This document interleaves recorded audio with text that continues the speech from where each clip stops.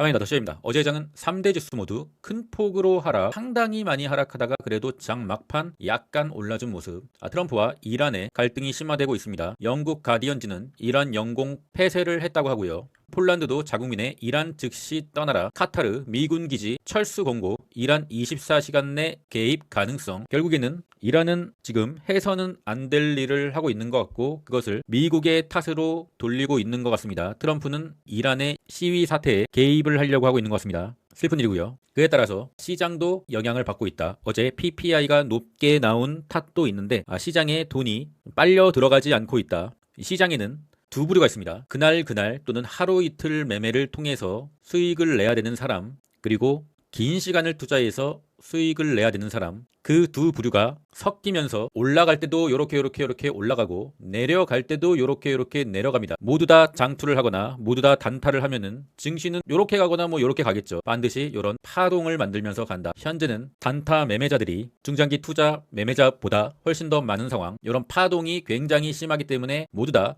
조금의 수익만 나면은 매도를 하고 조그만 손실만 나면은 또 매도를 하는 4848의 장이다. 그러면은 우리도 중장기 투자 그 물량들은 일단은 조금 버텨보자는 기조, 아직 완벽하게 추세가 꺾인 건 아니기 때문에, 그리고 시장의 상황에 맞게 약간의 단기 매매 같이 해야죠. 살아남으려면은 그게 맞습니다. 공포지수는 55, 다시 뉴트럴. 풋앤콜 옵션은 약간 내려간 0.69. 요즘에 이 풋앤콜 옵션이 크게 트레이딩을 하는데 도움이 되지가 않아요. 굉장히 횡보를 하고 있다. 풋앤콜 옵션은 이런 이런 원웨이의 방향에서 좀 도움이 되지, 이렇게 횡보를 하는데 현재는 풋앤콜 옵션은 그렇게 유의미한 지표는 아닌 것 같습니다. US 나스닥 지수, 제가 영상을 만들고 있는 실시간으로는 약간 좀 나스닥 선물이 좀 오르고는 있습니다. 삼각 수렴에 거의 끝자락에 와 있다. 오늘은 TSMC의 실적 발표가 예상치보다 높게 나와서 주간장에 나스닥의 기술주의 기술적 반등을 이끌어내고 있는 것으로 보이고요. 근데 본장이 시작해봐야 알겠죠. 지금은 본장도 시작 안 했기 때문에 속단하긴 힘들다. 어제 장 초반 급락대 삼각수렴 하단을 좀 이탈한 상황이 있었어요. 상당히 위험했었는데 말씀드렸잖아요. 빅테크의 실적 발표까지는 월가의 세력이 나스닥에서 돈을 다 빼지 않을 것이다. 실적 발표가 이제 TSMC를 시작으로 시작이 됐고요. 4시간 봉을 봤을 시 방향이 없어. 지금 계속 와리가리 횡보, 약간 좀 추세는 죽고 있긴 하지만 결국에는 실적이 나스닥의 운명을 좌우지장지할 것이다. 그러니까 현재의 전략은 중장기 투자는 상황을 좀 더 지켜보면 되고, 모멘텀이 살아있고 변동성을 보이는 오히려 중소형주로 사팔사팔하면서 이 힘든 시기를 견뎌내야 된다. 엔비디아는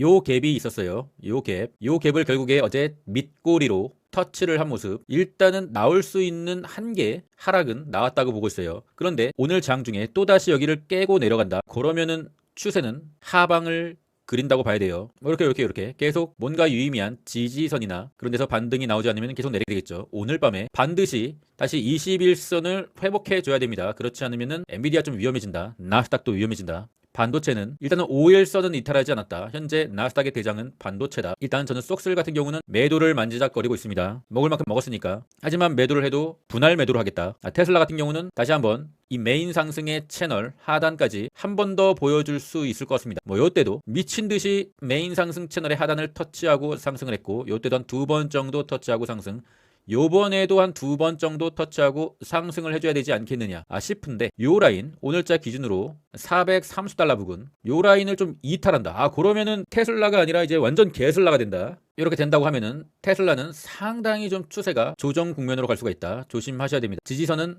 430달러, 마소는 내려오고 있는 추세를 옆으로 이탈해서 반등을 하는 척 했으나 다시 하락. 그러면은 이 지지선은 다시 빗가게 하단선, 여기는 좀 지지해줘야 된다. 한 448달러 정도. 여기서 또 이탈하고 다시 이 하락의 추세로 들어오면은 사요나라. 일단 지금도 사요나라입니다. 200일선을 이탈하면서 내려가고 있다. 메타는 결국에는 이 갭까지 확인을 하는 모습. 메타의 실적 발표가 한 요 정도 라인에 2월 초에 있는데 결국에는 그때까지 이렇게 와리가리 하면서 운명을 결정할 것이다. 저는 지켜줄 거라고 생각하고 있는데 그건 제 생각이고, 주가는 우리가 생각하는 대로 흘러가지 않기 때문에 메타는 장기 지지선은 시간이 감에 따라서 올라가고 있죠. 그 올라가는 장기 지지선을 이탈한다. 사더라. 가격은 시간이 지남에 따라서 마지노선 가격이 올라가긴 하지만 오늘자 기준으로는 한 604달러 정도. 만약에 여기까지 내려온다. 그러면은 매수를 한번 해볼 수는 있어요. 그러나 깨지면은 이탈하면은 손절. 넷플릭스 사요나라. 넷플릭스는 완전 사요나라. 넷플릭스가 지난 4월의 저점 그어놨죠. 한번 트라이 해보려고 그어놓은 겁니다. 82달러 부근. 여기까지 한번 또 추가적으로 내린다. 그러면은 4월의 관세 빔 때보다 넷플릭스가 회사가 안 좋느냐? 그건 아닌 것 같다는 생각이거든요. 그래서 저 같은 경우는 뭐 안 오면은 말고 오면은 여기서 한번 매수를 받아보겠다. 근데 제가 항상 이런 최종 지지 라인 그어놓으면은 여기 오지 않고 이렇게 올라가더라고요. 뭐 참고만 하시고요. UNH는 뭔가 이게 여기까지 좀 왔다. 200일선은 내려오고 있지만 결국에는 돌릴 거라고 생각하고 있습니다. UNH는 좀 중장기 투자를 좋아하시는 분들은 초분할 매수로 접근 가능하다. 그리고 대마주를 한번 보겠습니다. 대마주의 틸레이 뭔가 이상하다. 물론 21선 가로막고 있지만 뭔가 수상쩍다. CGC도 뭔가 이거 좀 수상쩍습니다.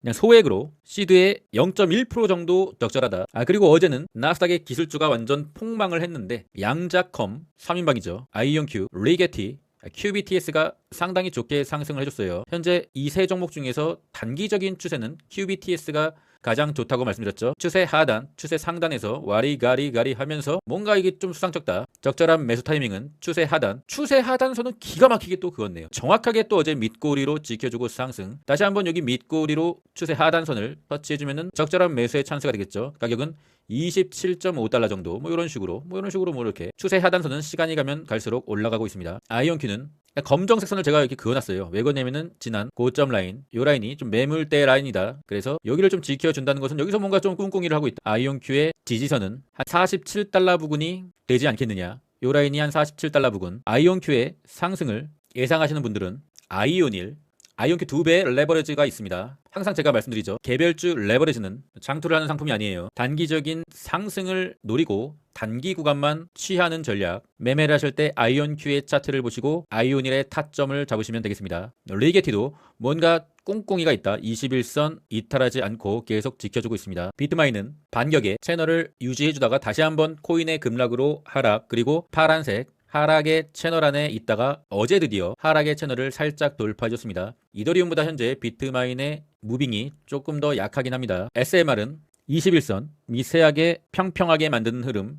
다시 한번 21선을 터치해주면은 적절한 매수 가격이 될 수가 있겠죠. 단기 매매로 초장기 지지선 빨간색 선 가격은 오늘자 기준으로 한 17달러대 정도가 되지 않겠느냐. 오클로도 급등 이후에 약간의 하락, 그리고 다시 한번 여기서 횡보를 하려고 하고 있습니다. 21선 미세하게 돌리고 있다. 오클로도 추가적으로 내리면은 단기 매매의 타점이 되겠다. 가격은 86달러 정도. 빅베어 AI는 내려오고 있는 추세 하단선을 돌파한 후에 여기서 민기적 되고 있습니다. 빅베어 AI는 방산 AI로서 국제 정세가 흔들리는 지금 약간의 단기적으로 주목을 받을 수가 있다. 관심 있으신 분들은 단기 매매로 하시는 게 좋겠죠. 적정 매수가는 여전히 한 6불대를 이탈하면은 지지선이기 때문에 대응을 해야 된다. 그런데 종가 기준으로 계속 6불대는 좀 지켜주는 흐름, 뭔가 이렇게 횡보를 하면서 살짝 빔을 한번 쏴주기를 기대를 하는데 너무 큰 비중을 실으면 안 되겠죠. 코인의 공포지수는 어느덧 60일 탐욕의 상태입니다. 뭐 찔끔 올랐는데 바로 탐욕. 테더의 도미넌스입니다. 테더의 도미넌스가 2평을 꺾어서 내려오고 있다. 자세히 보시면은 테더의 도미의 상단선을 이은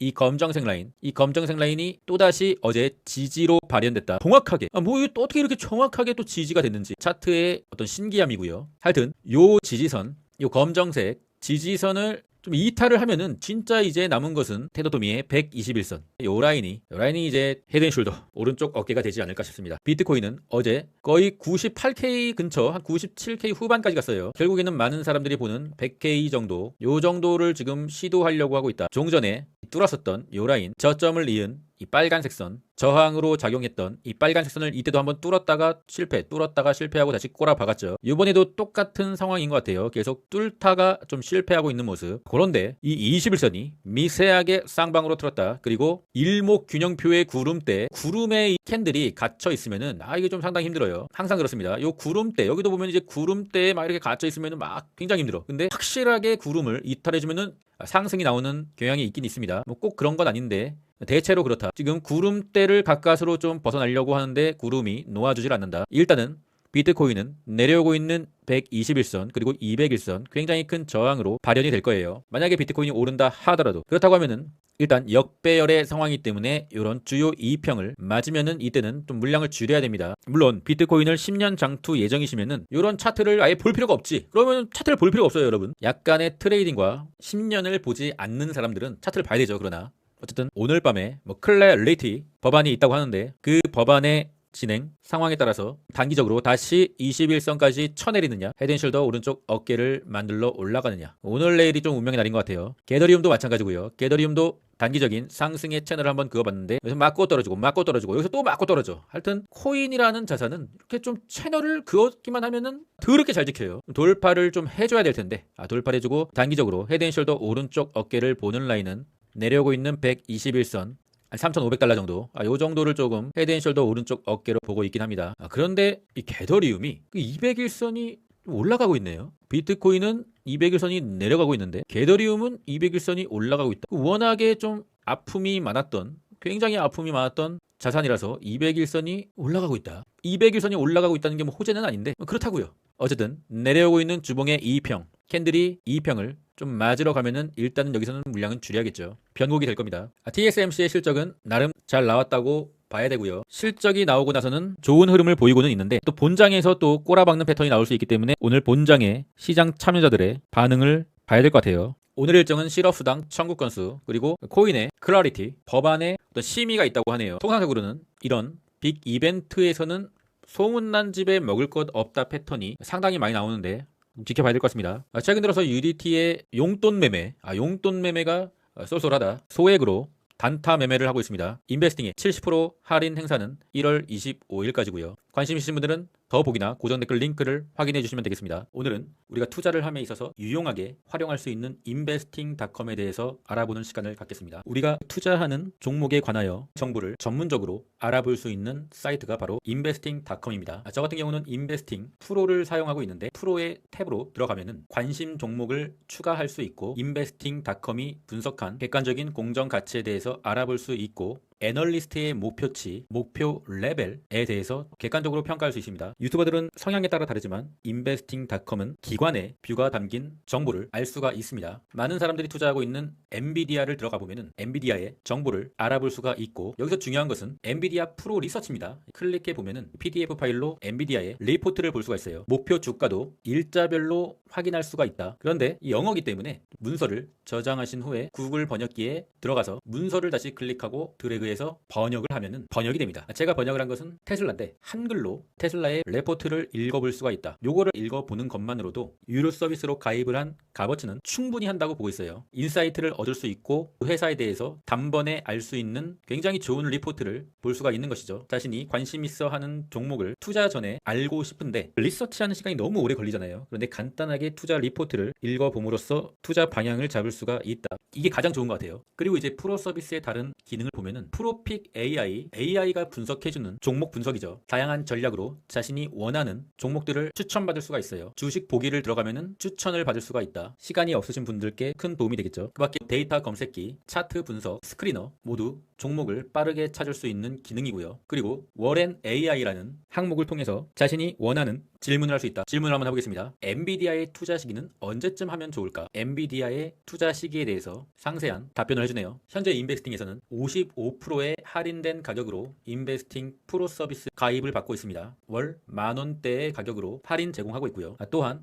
고정 댓글이나 더 보기에 있는 링크로 가입하실 경우에는 여기서 15% 할인된 가격으로 월 8,000원대의 가격으로 서비스를 이용하실 수 있어요. 가장 좋은 것은 프로 리서치 PDF 보고서와 워렌 AI, 그리고 광고가 없고 적정 가치와 미국 시장에 대한 프로픽 AI 전략 6개를 제공하고 있습니다. 괜찮은 값어치의 정보를 제공하고 있는 것으로 보입니다. 관심 있으신 분들은 더 보기나 고정 댓글 링크를 통하여 가입해 주시면 되겠습니다. 제가 직접 써보니까 가격 대비 효율이 상당히 괜찮은 것 같습니다. 즐길 수 있을 때 충분히 즐기고 참아야 할 때 꾹 참아라. 현재는 변동성이 심한 단기 매매 장세, 중장기 매매는 좀 심사숙고해야 되는 단계가 온 것 같으며 단기 매매는 열심히 한번 해봐야 된다. 그럼 전 끝까지 하겠습니다. 이상입니다.